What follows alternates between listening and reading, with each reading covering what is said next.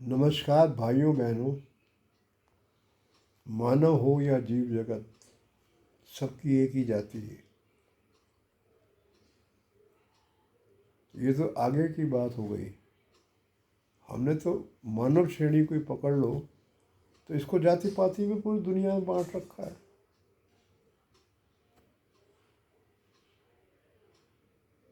और हमारे देश में तो, भारत में तो उदाहरण है कि भगवान राम ने एक नीची जाति की एक भक्त शबरी, उसके जूठे बेर खाए तो उन्होंने संदेश दिया,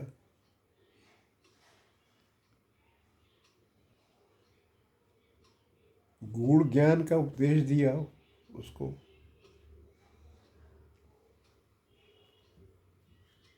भगवान कृष्ण ने भी ऐसा ही किया। उन्होंने दुष्ट लोगों को मारने के लिए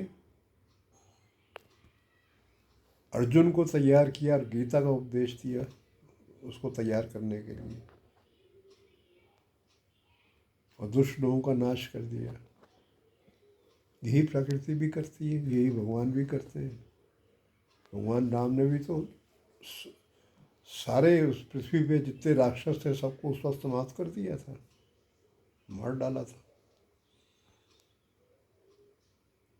भगवान कृष्ण भी, उन्होंने भी सब राक्षसों दुष्टों का नाश करवा दिया था। लेकिन अब उससे भी ज़्यादा बाढ़ आई हुई है आजकल पूरे विश्व में। दुष्टता परम चरम सीमा पर है। अब भगवान क्या करेंगे, भगवान जाने प्रकृति क्या करेगी। वो थोड़ा सा करके दिखा दिया उसने। इस प्रलय जो आई है, ये भूकंप, बाढ़,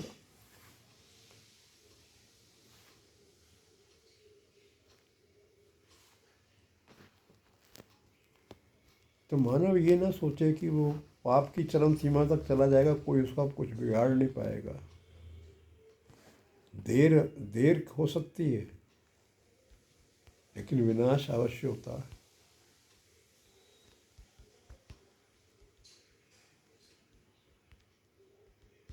प्रकृति आपको ये जाति पाति में मानव को बांटने की अनुमति नहीं देती। आप प्रकृति के विरुद्ध तो पहले यहीं चले गए। ब्राह्मण हमारे देश में सबसे अपने आप को ऊंची जाति का मानते, फिर राजपूत, फिर वैश्य, वैष्णव समाज, व्यापारिक समाज, फिर आप एक अंतिम वाला शेड्यूल्ड कास्ट, अनुसूचित जाति। प्रकृति आपको इसकी अनुमति ही नहीं देती साहब। आप प्रकृति के विरुद्ध जा रहे हैं।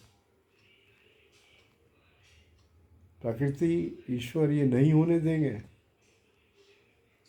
फिर विनाश की लीला रची जाएगी।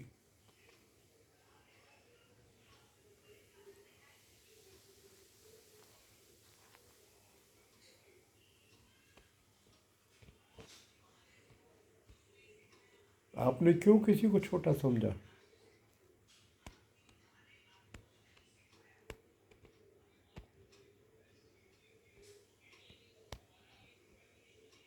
अभी हाल ही में सुप्रीम कोर्ट ने सख्त नियम बनाया है कि आप किसी को जाति सूचक शब्दों से भी बुलाओगे। जाति सूचक का मतलब कि जिस जाति का वो निम्न जाति का है, शेड्यूल्ड कास्ट, शेड्यूल्ड ट्राइब, आपने कुछ ऐसे जाति सूचक शब्द बोल दिए। अभी हाल ही में आदेश आया सुप्रीम कोर्ट का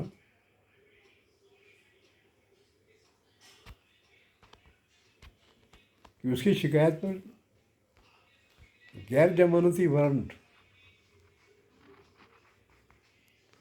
जेल, फिर आप अपना केस लड़ो।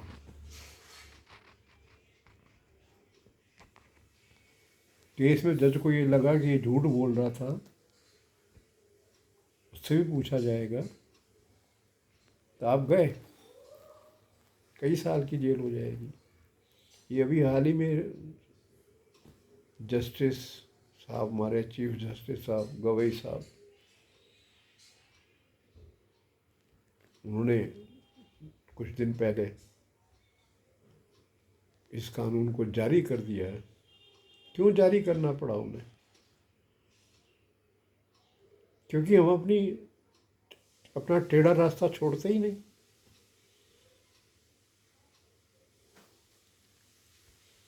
जब हम मानव का ही सम्मान नहीं कर पा रहे, इस तरह से अपमानित करते हैं, तो पशु पक्षियों का क्या करेंगे हम? कितने पशु रोज मारे जाते होंगे, गिनना मुश्किल है सारे विश्व में।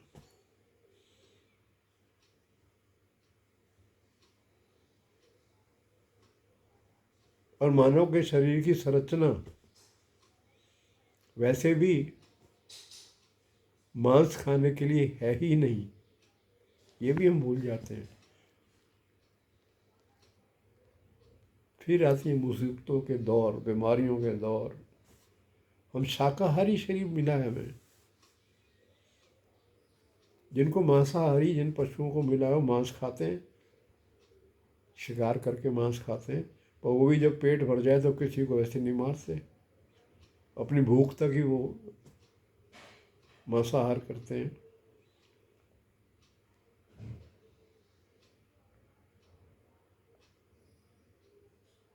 मानव को तो भगवान ने इस उम्मीद में बनाया था कि ये दुनिया को सही राह दिखाए, लेकिन ये तो मांसभक्षी बन गया। छोटा बड़ा ऊंचा नीचा कर दिया आपस में ही, तू छोटा है।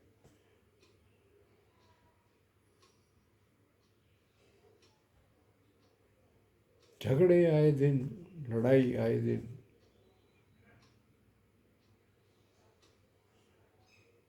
तो आप मूल जीवन को पहचानिए, बस इतना ही है। मानव के साथ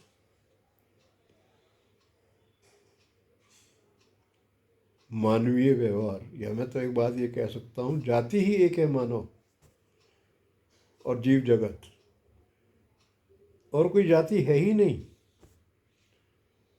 जो मनुष्य जैसे दिखते हैं सब मानव हैं, एक ही जाति के। बाकी जो है विशाल साम्राज्य जीव जगत का, उनकी तो कोई जाति है ही नहीं। जाति जैसे अवगुण तो हमारे अंदर आए और हमने नष्ट किया अपने को भी और समाज को भी। सबके प्रति समभाव, ये समभाव ही प्रकृति जो है आपको सिखलाती है। नहीं सीखोगे तो फिर ऐसी प्रलय दोबारा बार बार आएगी। फिर भी नहीं मानोगे तो उसी को कहा गया है पृथ्वी का संपूर्ण विनाश, पूरे ग्रह का संपूर्ण विनाश। और एक ग्रह का विनाश होने पे जितने और ग्रह हैं सब टकराने लगेंगे आपस में, तो ब्रह्मांड का विनाश। इसलिए ईश्वर अवसर देता है।